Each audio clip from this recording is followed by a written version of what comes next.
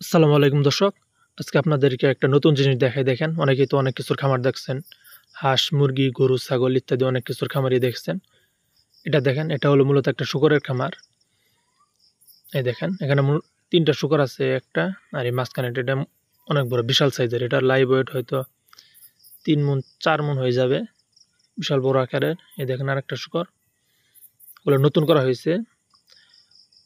অনেকে দেখতে হয়তো বুঝতে পারেন যে এটা আমি কেন ভিডিও করতেছি, আসলে এটা উদ্দেশ্য ছিল না। আমি মূলত খেতে আসছি, পাশে আমাদের ক্ষেত। কোলার প্রজেক্ট সেখানে আসছিলাম। আর এখানে আমরা আসি এমনি পানি টানির জন্য ক্ষেতের পাশেই। হঠাৎ করে এসে দেখি এই শূকরগুলো মূলত আগে এই যে পাশে যে এই ঘরের এখানে পালা হইতো, এখন নতুন করে এখানে তাদের খামারের সিস্টেম করা হয়েছে, হয়তো আরও শূকর উঠানো হবে। দেখেন এখানে ৩ টা শূকর আছে।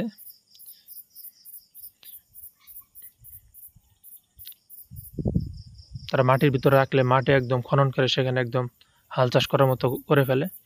আর এটা মূলত উপজাতি, গারো উপজাতি যারা আছে তাদের। আর আমাদের এই অঞ্চলটুকু এখানে এই এলাকাটুকু মোটামুটি প্রায় 70% উপজাতি বাস করে। আর সব বাড়িতে মোটামুটি কম বেশি শূকর প্রায় পালন করে।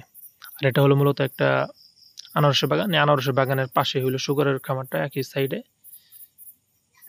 আর সামনে হলো আমাদের কলার প্রজেক্ট। আর এই দেখেন একটা আনারসের সাথে সাথী ফল হিসাবে কচু করা হয়েছে। এটাকে আমরা আমাদের আঞ্চলিক ভাষায় গারো কচু বলি। এটা মূলত ৩ কেজি, 5 কেজি, 7 কেজি এরকম হয়ে থাকে। এটা বিশাল বড় সাইজের হয়।